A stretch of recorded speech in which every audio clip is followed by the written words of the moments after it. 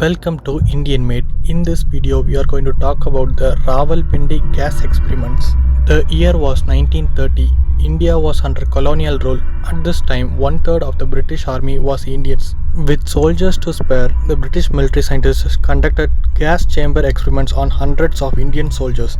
They used mustard gas. It is a strong mutagenic and carcinogenic gas. Carcinogenic means a substance that can cause you cancer. The experiments took place over more than 10 years before and during World War II in a military installation at Rawalpindi, now in Pakistan. The experiments were conducted by scientists from the Porton Down Chemical Warfare Establishment in England. These scientists were posted to the Indian subcontinent to develop poisonous gas to use against the Japanese.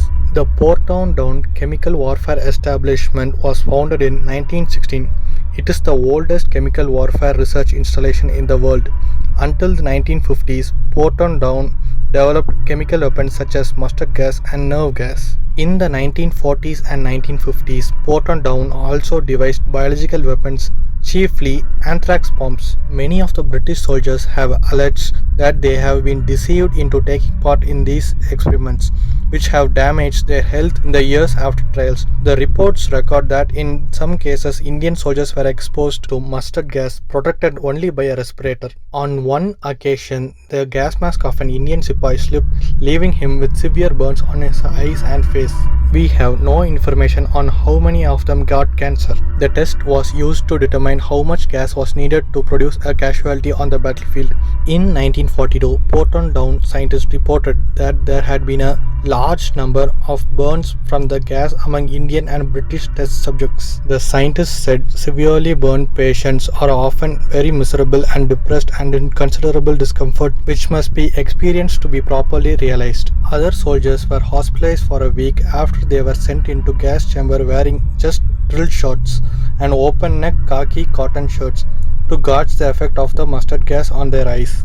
The trials had started in early 1930s when Porton Down scientists wanted to find out if mustard gas inflicted more damage on Indian skin than the British skin. More than 500 British and Indian soldiers were exposed to mustard gas. In warfare during World War I in the Western Front, the Indian soldiers were among the first victims of chemical warfare in military history. When the first wave of chlorine gas was launched, not knowing what to do, the soldiers were asked to urinate in their turbans and press against their face to counter the gas.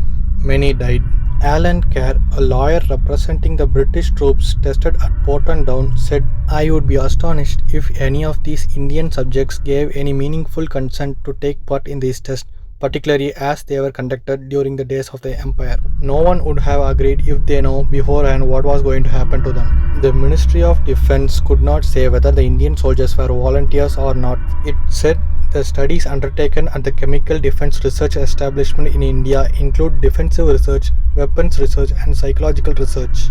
Porton Down officials have argued that the trials took place in a different era during a conflict and so their conduct should not be judged by today's standards. After all this, we can only imagine the situation of the soldiers who had been participated in the experiments for the cause of the empire.